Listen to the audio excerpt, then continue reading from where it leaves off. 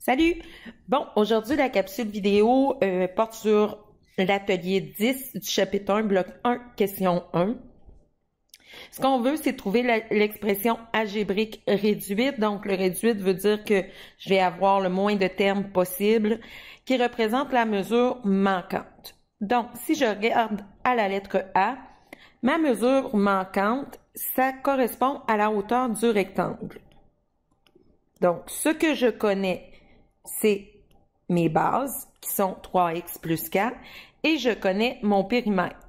Bon, mon périmètre, je vais aller le mettre en jaune. C'est vraiment le contour de ma figure.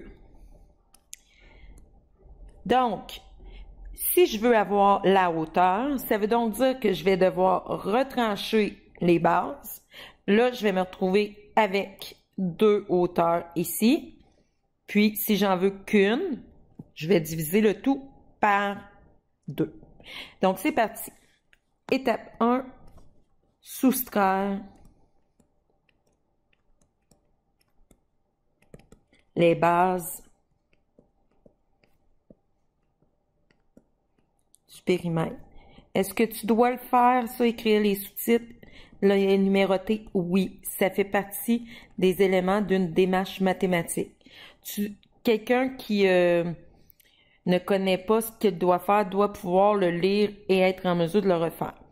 Donc, c'est parti. J'ai mon périmètre qui est 14x plus 3. Et si tu remarques, ben, je mets entre parenthèses le périmètre parce que c'est ça. J'enlève les deux mesures de base, donc 2 fois 3x plus 4. Encore une fois, les bases, c'est 3x plus 4, je dois les mettre entre parenthèses. Maintenant, j'applique la priorité des opérations pour pouvoir réduire au maximum. Je commence par les parenthèses, le PEMDAS.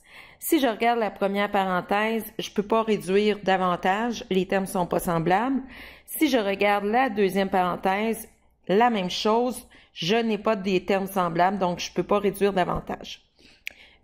Donc, la parenthèse est faite. Je regarde ma deuxième priorité des opérations, exposant, j'en ai pas. On enlève. Je m'en vais maintenant à la multiplication-division. Bon, ça, j'en ai.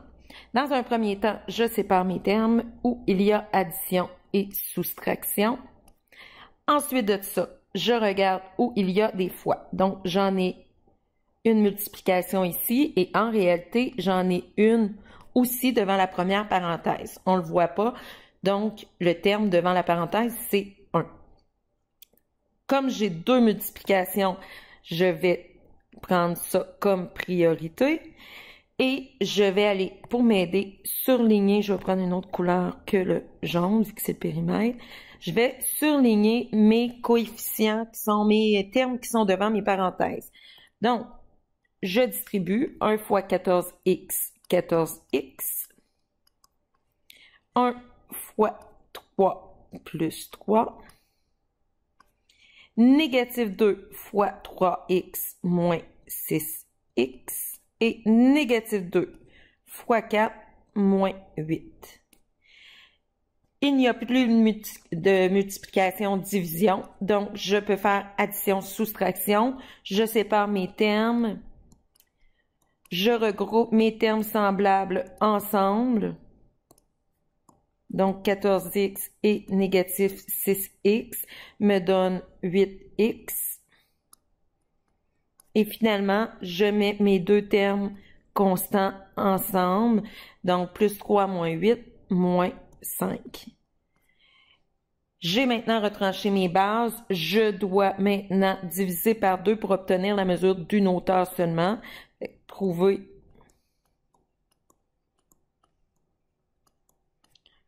mesure d'une hauteur. Je souligne mon sous-titre. Donc, on essaye de faire ça le plus proprement possible, le plus clair possible. Donc, j'ai obtenu une hauteur qui correspond à 8x.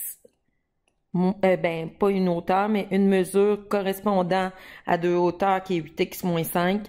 Je divise par 2. Donc, c'est toute la parenthèse qui est divisée par 2. J'ai deux termes dans ma parenthèse. Donc, le premier terme, 8x divisé par 2 est égal à 4x. Et négatif 5 divisé par 2 est égal à négatif 2,5. Voilà, ça c'est égal à la hauteur, donc à la donnée recherchée. Je vais aller la surligner en rose, c'est ma réponse.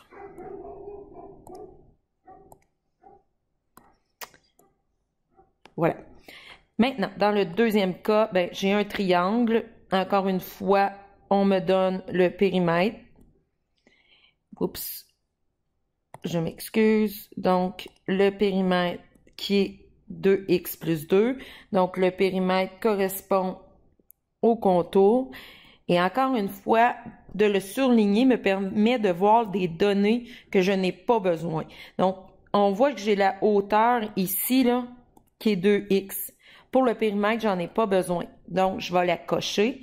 Je vois ensuite mes barres de congruence. Donc, je sais que l'autre côté à gauche mesure également x sur 3 moins 4. Donc, maintenant, je peux trouver la base en bas. Donc, je vais devoir seulement retrancher les deux côtés congrus.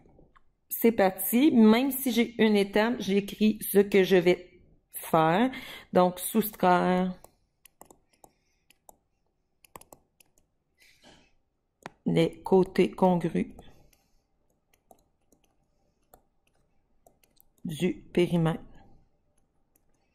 Et ça va me donner automatiquement la longueur de ma base dans ce cas-ci. Donc, j'ai 2x plus 2. Mon périmètre, je le mets entre parenthèses. Je soustrais 2 fois la mesure des côtés congrus. Donc, remarque que j'ai vraiment mis entre parenthèses la mesure des côtés. Donc là, je vais me retrouver avec une chaîne d'opérations. Fait que je vais aller marquer mon PEMDAS ici. Voilà. Je regarde mes parenthèses dans un premier temps parce que c'est la priorité. Mes deux parenthèses, j'ai des expressions réduites, donc j'ai pas des termes semblables, je peux pas réduire plus. Je n'ai pas d'exposant, donc multiplication, division. Devant la première parenthèse, on a un 1 fois la parenthèse, donc je vais traiter cette première multiplication-là. Et j'ai entre les négatifs 2 et la parenthèse une autre multiplication. Donc, c'est ce que je vais traiter. Je vais aller surligner mes deux coefficients. Mes deux termes qui multiplient les parenthèses. Et je vais distribuer 1 fois 2x, 2x. 1 fois 2 plus 2. Négatif 2 fois x sur 3 me donne négatif 2x sur 3. Donc, dans le fond, négatif 2 ici, c'est fois 1 sur 3 fois 1 tiers. Donc, négatif 2 tiers. Moins négatif 2 fois négatif 4. Donc, ça me donne plus 8. Maintenant, je mets mes termes semblables ensemble. Donc, mes x. 2x moins 2x sur 3. Tu peux utiliser ta calculatrice et ça va te faire 1 et 1/2 ou 1,5 x. Puis ensuite, je vais faire le plus 2 plus 8 qui donne plus 10. Donc ça va être égal à ma base du triangle que je vais surligner en vert. Et c'est ma réponse. Voilà ce qui était pour trouver des mesures manquantes dans des figures géométriques. Bye!